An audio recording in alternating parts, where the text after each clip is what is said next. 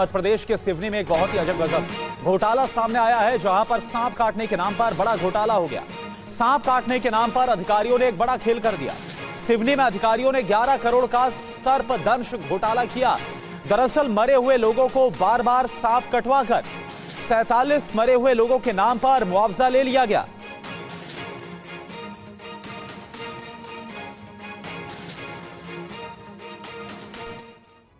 और आइए अब आपको बताते हैं कि एमपी में सर्पदंश घोटाला क्या हुआ और कैसे हुआ। बिग वॉल के जरिए पूरी जानकारी आपके सामने। तो कैसे किया गया सर्पदंश घोटाला, क्या है ये? एमपी में सांप काटने से मौत पर 4 लाख का मुआवजा मिलता है। और हुआ क्या यहां पर? सिवनी में सांप काटने के नाम पर 11.26 करोड़ का घोटाला किया गया। ये रकम आप देख लीजिए। सिवनी में एक शख्स की सांप से काटने पर 30 बार मौत बता दी गई, यानी कि मरे हुए शख्स को ही बार बार कटवाकर बता दिया गया। एक ही शख्स के नाम पर 1 करोड़ 20 लाख का जो मुआवजा है वो यहां पर ले लिया गया। दस्तावेजों में राजकुमार नाम के शख्स की 19 बार सर्पदंश से मौत दिखा दी गई। ये हुआ है यहां पर।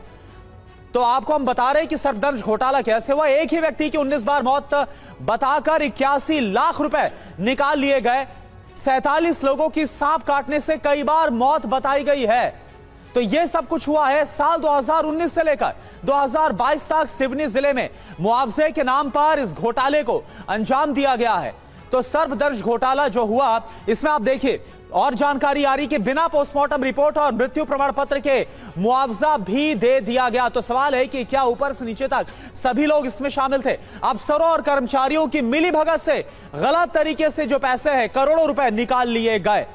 और देखिए, इस घोटाले के सामने आने के बाद अब जो मध्य प्रदेश में विपक्ष है वो भी हमलावर हो गया। सर्पदंश घोटाले पर कांग्रेस के प्रदेश अध्यक्ष जीतू पटवारी ने क्या कहा? ऐसा भ्रष्टाचार तो कहीं नहीं सुना। ये जीतू पटवारी की तरफ से कहा गया। प्रदेश स्तर पर घोटाले की जांच होनी चाहिए, ये सिर्फ एक जिले तक सीमित नहीं है। जीतू पटवारी बोल क्या रहे हैं, सुनिए आप।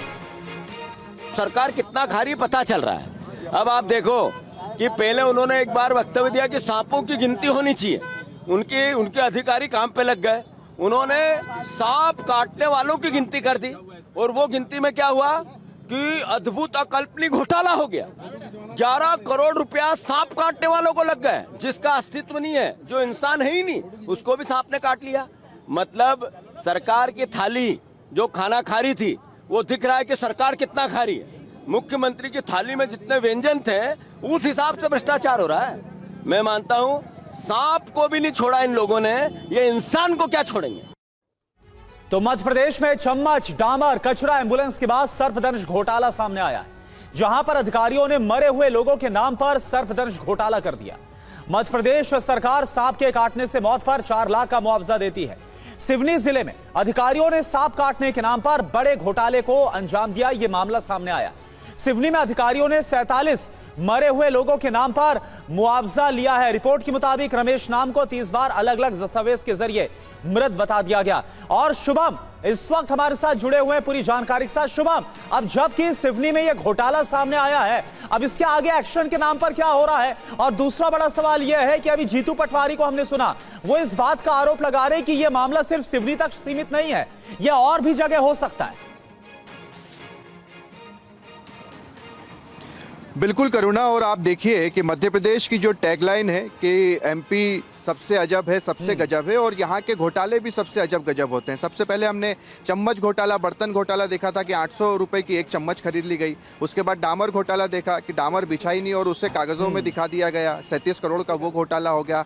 धान घोटाला देखा, और अब ये घोटाला जिसके बारे में कोई कल्पना नहीं कर सकता कि सांप काटने पर मध्य प्रदेश सरकार किसी भी मृत व्यक्ति के परिवार को 4 लाख रुपए देती है, और कागजों में एक आदमी को 30 बार मार दिया जाए और 4 लाख रुपए के हिसाब से उससे 1 करोड़ 20 लाख रुपए आपने गबन कर दिए। और ऐसे होते होते ये 11 करोड़ तक पहुंच गया।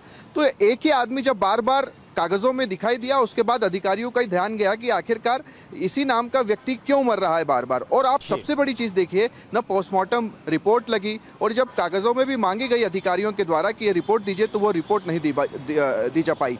पुलिस वेरिफिकेशन की बात हुई, पुलिस वेरिफिकेशन इस चीज का नहीं हुआ, मृत्यु प्रमाण पत्र नहीं सबमिट किया गया।